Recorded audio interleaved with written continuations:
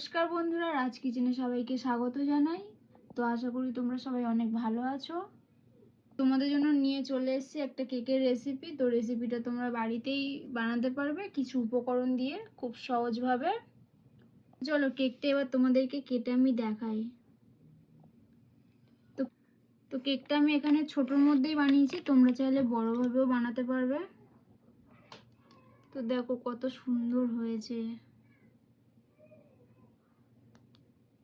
তো তোমরা এরমভাবে টেস্টি কেক বাড়িতেও বানাতে পারবে খুব সহজ উপকরণ দিয়ে। বন্ধুরা, এখানে আমি কেকের জন্য নিয়ে নিয়েছি দুটো ডিম ফাটিয়ে নিয়েছি, আর এখানে নিয়েছি আমি 1 বাটি মতন দুধটাকে একটু ফুটিয়ে নিয়েছি, আর এখানে নিয়েছি আমি 1 বাটি মতন চিনি, আর এখানে কয়েকটা ব্রেড নিয়েছি। তো এখানে আমি একটা মিক্সারের বাটি নিয়ে নিয়েছি।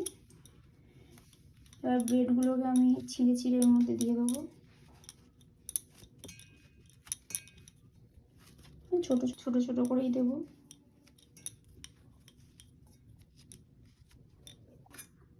দিয়ে দেবো 1 বাটি মতন দুধ,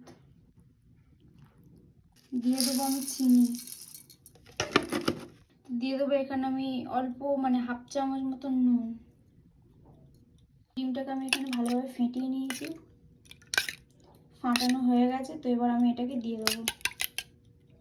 এই ফাটানো ডিমটাকে আমি এর মধ্যে দিয়ে দিলাম। এখানে কি জল টল কিছুই অ্যাড করবো না। তো এটা আমি মুখটাকে আটকে দিলাম। তো এটাকে আবার মিক্সারে আমি ব্লেন্ড করে নেবো। তো আমার মিক্সারের মধ্যে দিয়ে আমি ব্লেন্ড করে নিয়েছি। তো এবার দেখিয়ে দিই। তো এটাকে এবার ছাঁকনির সাহায্যে আমি ছেঁকে নেব।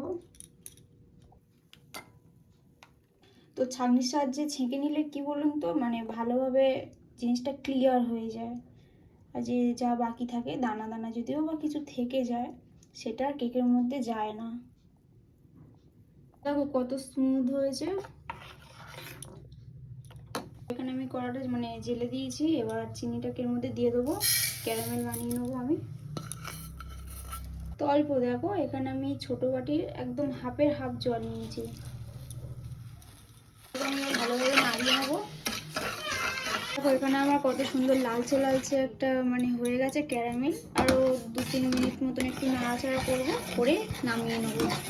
তো আমার এটা ক্যারামেলটা তৈরি হয়ে গেছে। তো এবার এটাকে আমি নামিয়ে নেবো।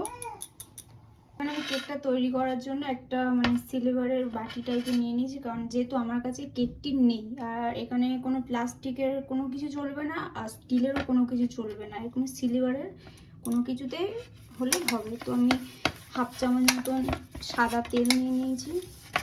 তেলটাকে ভালোভাবে আমি বাটিটার সারা গায়ে মাখিয়ে নেব।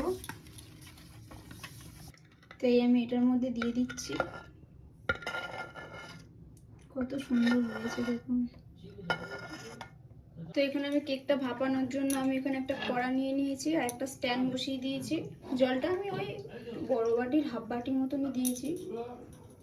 রেডি। এবার আমি কেকের ব্যাটারটা দিয়ে দেবো, যেহেতু আমি এখানে একটু আগেই দিয়ে দেখেছি।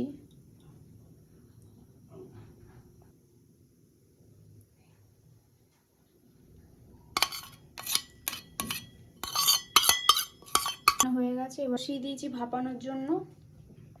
তো এটাকে এবার আমি ঢাকা দিয়ে দেবো। এখানে আমার আধ ঘন্টা মতন আমি রেস্টে রাখবো। এই কেকটা আমার কত দূর কি হয়েছে, তো ওই খুলে দিলাম। তো এবার এটা এর মধ্যে দিয়ে দেখি। তো প্রায় আমার কেকটা হয়ে এসছে, আর 10-15 মিনিটের মতন রাখবো ঢাকা দিয়ে। তো বন্ধুরা, এখানে আমার রেসিপিটা রেডি। কেক আমার এখানে তৈরি হয়ে গেছে। তো আমি কড়াই থেকে ভাপিয়ে নিয়েছিলাম, ওখান থেকে লাভিয়ে আমি ফ্রিজে 5 মিনিট মতন রেখেছিলাম। তারপরে আমি কেটে একটু ডেকোরেশন করে নিলাম। তো কেমন লাগলো ভিডিওটা অবশ্যই কমেন্টে জানিও। টাটা।